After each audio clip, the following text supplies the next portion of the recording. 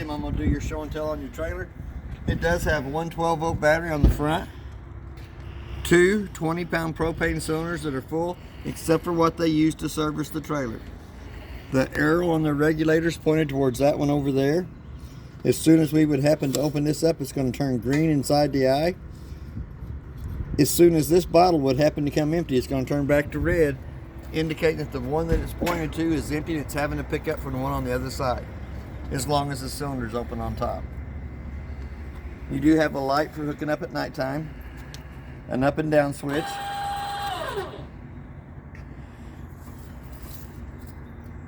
it's hardwired in, so you actually have a manual crank handle that comes through the top that will manually crank it up or down. For any reason it won't work on its own, there is a manual way to crank it up and down. We also have a battery disconnect on the front. The battery disconnect is used for the 12-volt refrigerator. If you don't not using the trailer and you don't want your refrigerator draining your battery down, you can turn the battery disconnect off, take the key out, put the cap over the hole. It does have a 7-way holder on the front of the trailer, keeps the 7-way up off the ground, keeps it from getting corroded, and it will hold your chains on either side of the 7-way. As we start down this side here, there is two handles just inside the front compartment. The little S-shaped handle is the one for the electric jack on the front of the trailer. The longer one is for your balance jacks on all four corners. It also has a port spray hose that connects to the port spray on this side over here that gives you cold water on this side of the trailer. Everything else in the box is just the rest of the hitch package that will go onto the truck when the truck gets here.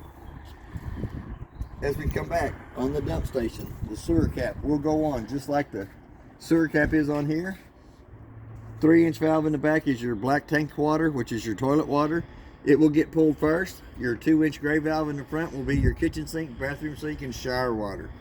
And it kind of helps clean out the inside of the hose. Next connection back, there is two low water drain points on the trailer. The low water drain points are used for winterizing and de-winterizing of the trailer and in between long trips. Outside of the hot water heater is next. Hot water heater is gas only. So you'll want to make sure that you have water coming out of the top before you light it on gas. Also has a drain plug down in the bottom for draining the hot water heater. And it is also called an anode rod. An anode rod actually draws all the impurities out of the water to it, eats up the rod instead of eating up the inside of the tank.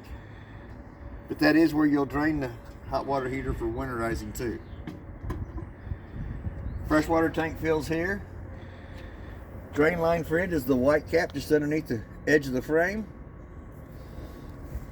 We're going to come back to the black tank flush. While you're dumping your holding tanks, you can always hook a water hose and regulator to this, turn water pressure onto it. Once the tank is empty, it's got a little sprayer on the inside that spins around and helps clean more of the debris, toilet paper, and stuff out of the black tank only. The next one back is the outside of the furnace. It's going to suck cold air in the top, hot air out the bottom, and I always suggest putting a mud dauber screen over the outside of the furnace for the simple fact that that screen is less than 20 bucks. It is $145 an hour for every hour that they have to take the furnace out and clean the mud daubers out. That blue hose that was in your front compartment will quick connect right into this and give you cold water on the off-door side of the trailer. You do have a city water connect that you can hook to with a water hose and regulator and never have to fill the freshwater tank on it. Work right off the pressure going through the water hose. You do have an outside shower. Got hot and cold running water on this side of the trailer over here. Lug nuts have been torqued at 100 foot-pounds on the tires and wheels. Tire pressure is 65 pounds on the side of the tire cold. This is your power cord for the trailer. Blue light indicates that it does have 110 power coming to it. As you can see, it's 25 to 30 foot long. It does have a stove vent. For the stove vent to work properly, the two tabs have to be lifted out. It allows the flapper to flap. But when you're in travel, you'll want to push those back in so it don't sit there and flap till it breaks out. It does have a park cable, satellite hooked up at the back of the trailer. That if the park that you're at has cable, you can hook to that and you'll have the same cable they have at the park. Then this is your vent for your toy hauler part. There's going to be one on this side and one to the opposite side of the top. It is prepped for a backup camera. Here again, we're going to turn the lock sideways on the back door. It is spring adjusted.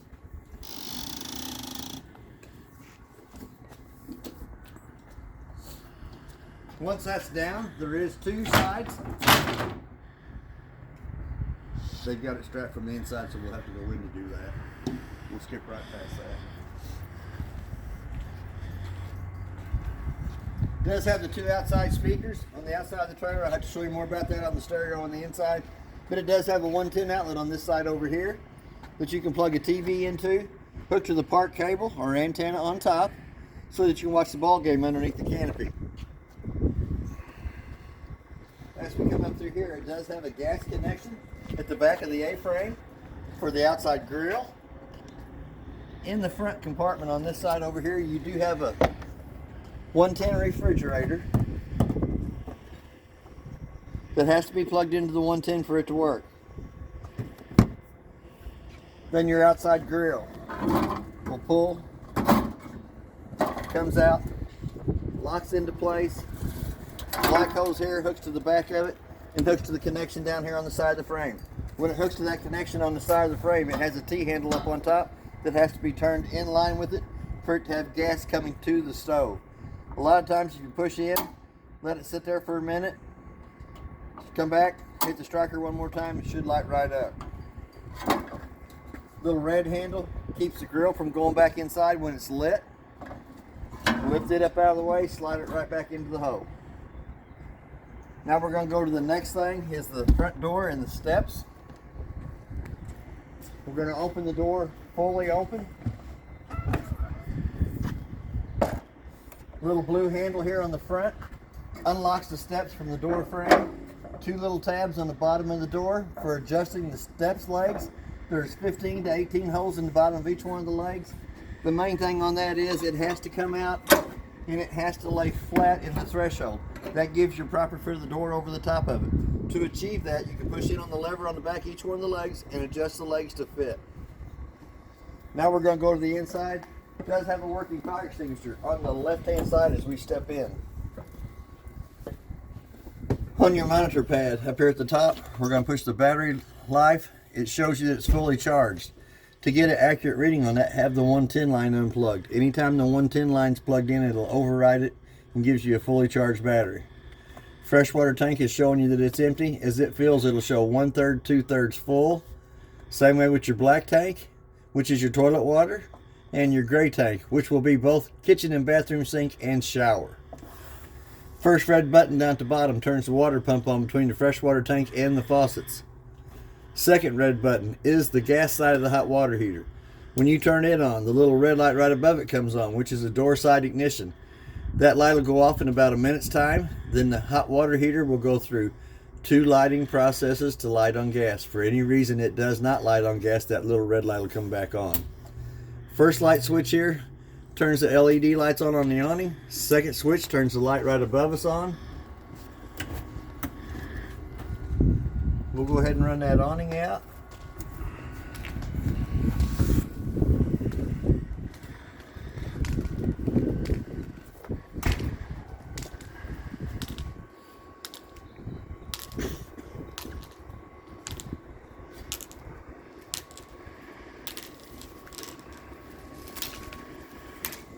Run the awning out till the skirt's hanging down.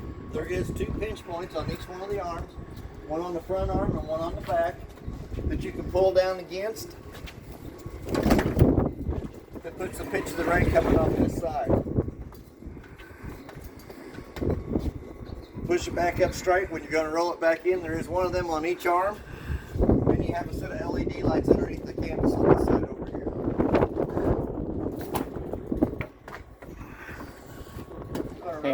Hang on, Timmy. Uh-oh. Gonna roll that arm back in. It is a little windy today.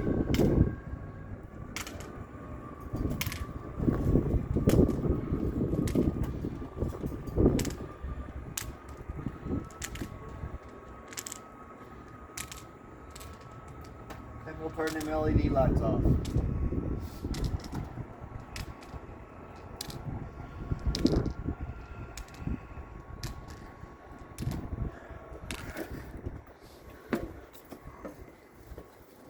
It does have a vent on either side of the toy hauler for when you have a gas operated appliance inside the back.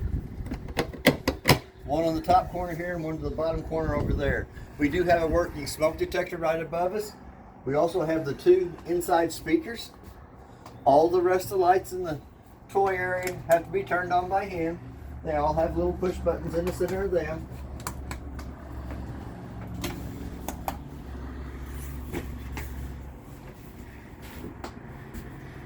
Gonna fold the table up out of place.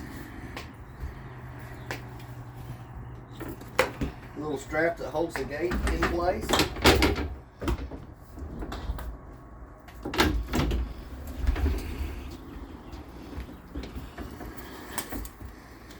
The gate comes out. It does have its own little holders that it locks into. Top piece here is Velcroed. Slides over.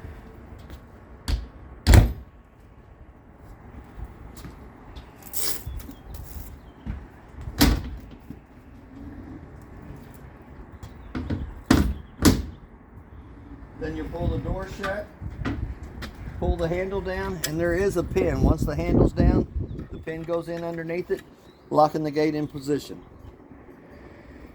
Good little creature fitter. You can put your little animal out there, don't have to worry about it. It does have a 110 outlet on either side and a USB port on either side in the back. Table legs fold in, goes between the 2 benches. 2 inside cushions come down, 2 back cushions make the headboard of the bed on either side. It also has a cargo net, screened and canvassed, that hangs at the back of the door frame to keep insects from coming in.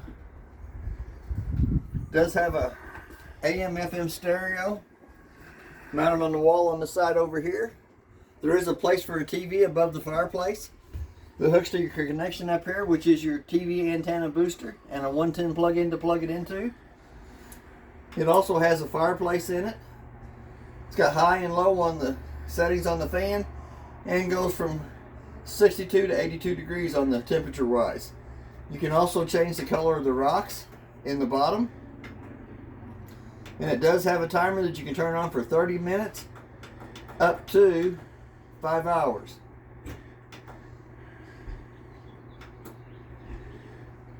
Pretty good sized little pantry down below that. That is also where all your paperwork in the trailer's at. Everything's in this bag right here.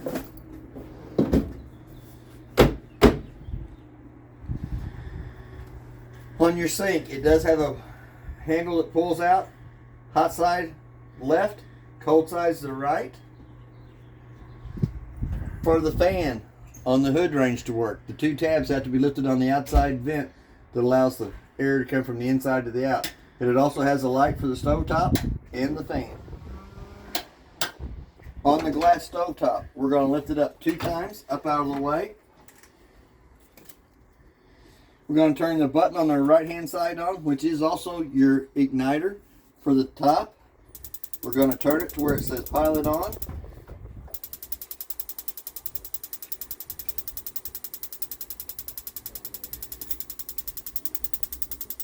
I can't remember if I turned the gas bottle on or not.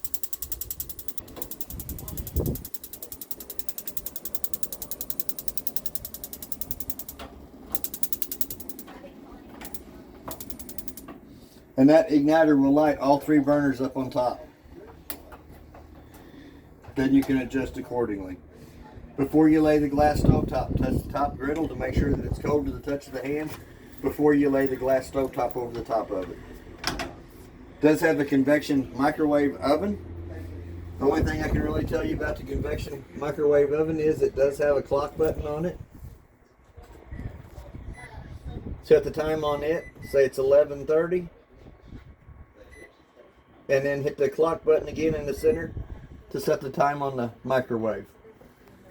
There is a light above each side of the sink, a little push button on it that turns it on and off. It does have 2 110 outlets above it by the sink. On the refrigerator, there's 2 settings on it. There's one in the top for the freezer that's set just a little above cold.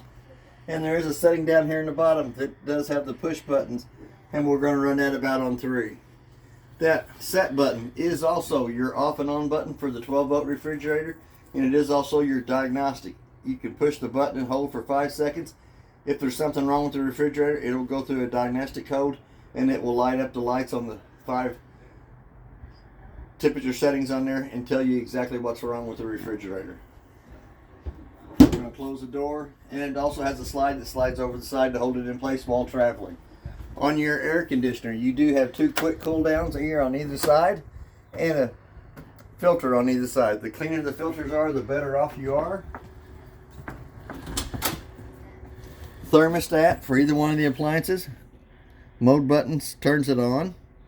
We're going to go to fan speed, which is low, high, cool, cool low, cool auto, and cool high. And we're going to dial our temperature down for it.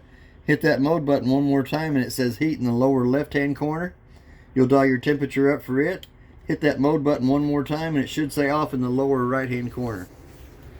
Here again, you do have a carbon monoxide and LP detector in the trailer. The light above us has to be turned on by hand. In the vent in the ceiling, it has a knurl knob that cranks the vent up. A little black button turns the fan on. But you also have your GFI outlet in the bathroom that protects all 8 of the outlets that's in the trailer. Single foot flush on the side of the toilet for flushing the toilet. Hot and cold running water in the shower. Hot water on the left hand side, cold water on the right. And does have a screened in curtain.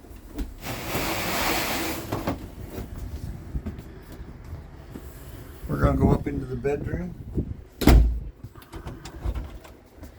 In the bedroom area, the 2 lights above the bed have to be turned on by hand. Little push button in the center. It does have a USB port on either side and a 110 outlet on either side. And it also has solar panels up on top, and that is your solar panel digital readout. There is another place for a TV in the bedroom area on this wall here. Plugs into the 110 outlet and hooks into the cable that works off the antenna or the park cable switch. Then you have pretty good sized storage underneath with 4 of your shoe racks underneath.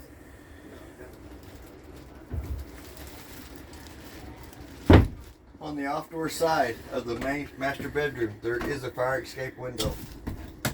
That handle will go all the way through the window frame so you can exit out through that side there. And then they have the slow rising shades.